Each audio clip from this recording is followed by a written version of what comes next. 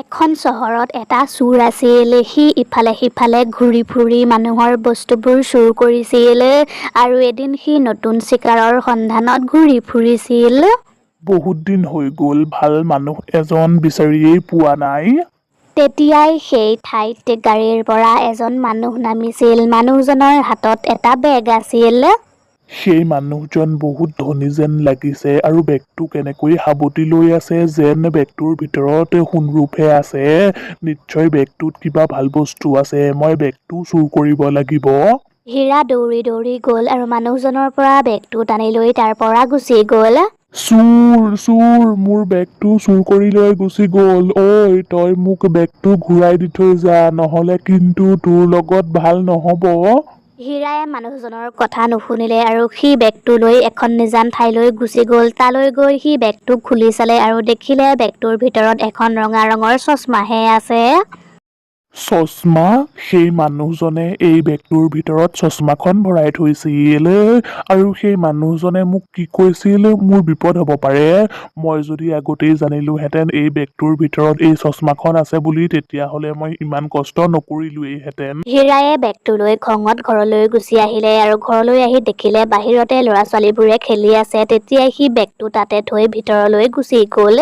তেতিয়াই তাতে খেলি থকা ল'ৰা এটায়ে সেই বেগটো দেখিলে আৰু সি বেগটো খুলি চালে আৰু বেগটোৰ ভিতৰত সি চশমাখন পাই পিন্ধি চালে।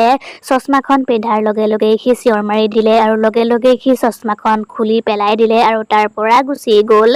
হীৰায়ে আঁতৰতে ৰৈ সেইবোৰ চাই আছিল।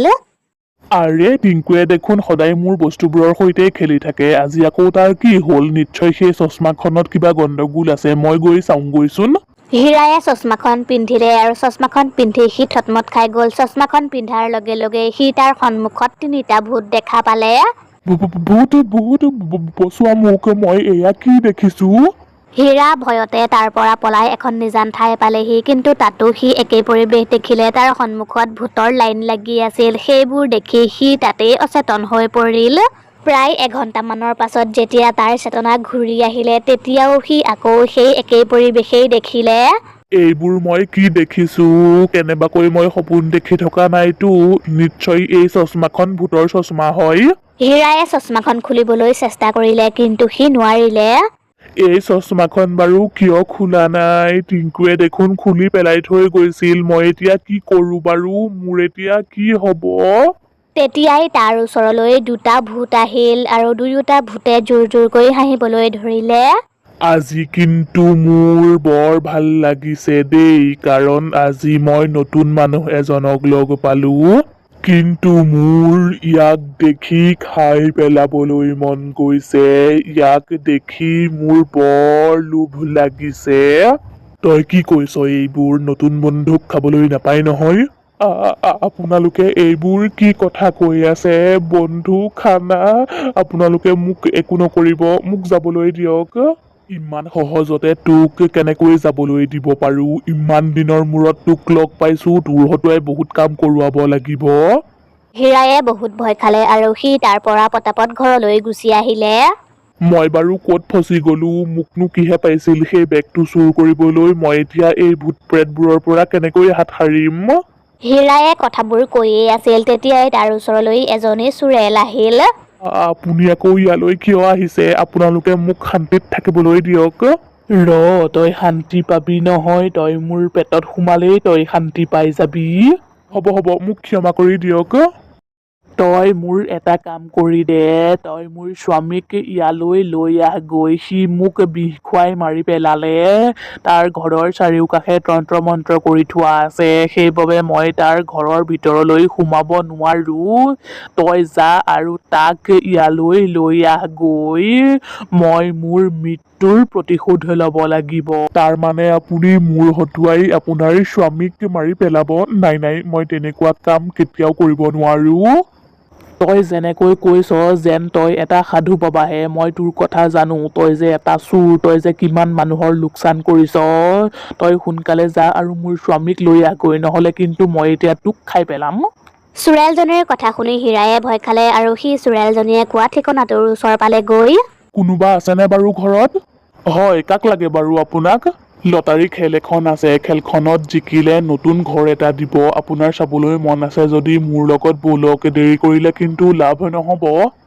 এইটো দেখোন বৰ ভাল কথা, ব'লক মই আপোনাৰ লগতেই যাম আৰু চামগৈ ঘৰটোনো কেনেকুৱা।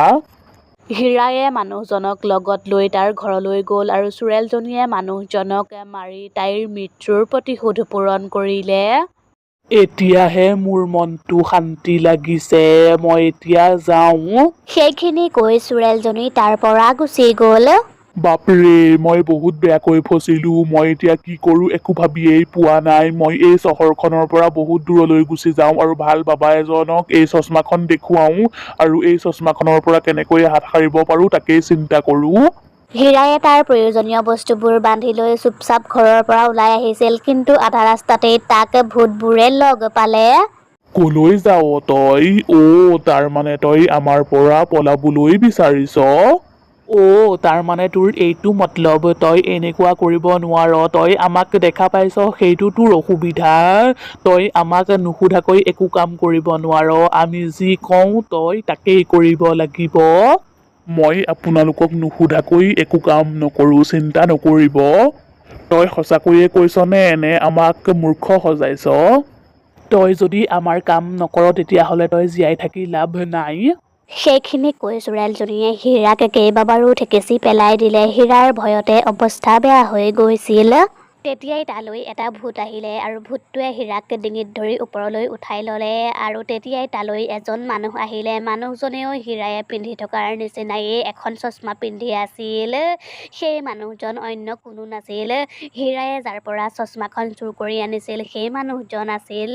আপুনি সেই মানুহজনেই নহয় জানো, মই যে আপোনাৰ পৰা চশমাখন চুৰ কৰি আনিছিলো? তহঁতে এই মানুহজনক এৰি দে, নহ'লে কিন্তু কথা ভাল নহ'ব। তেতিয়াই ভূতটোৱে খঙত হীৰাক তললৈ পেলাই দিলে আৰু তাৰ পাছত গোটেই কেইটা ভূতে সেই মানুহজনক ধৰিবলৈ আহিল, কিন্তু মানুহজনে ভূতকেইটাৰ ওপৰত এখন জাল পেলাই দিলে আৰু জালখনৰ ভিতৰতেই ভূতকেইটা বন্দী হৈ গ'ল। তেতিয়াই তালৈ আৰু দুজনমান মানুহ আহিলে আৰু তেতিয়াই সেই মানুহজনে গৈ হীৰাক সুধিলে, তুমি ঠিকেই আছানে? হয়, মই ঠিকেই আছো, কিন্তু মই এইবোৰ কি দেখিছো? মানুহে কেনেকৈ ভূতক ধৰিব পাৰে?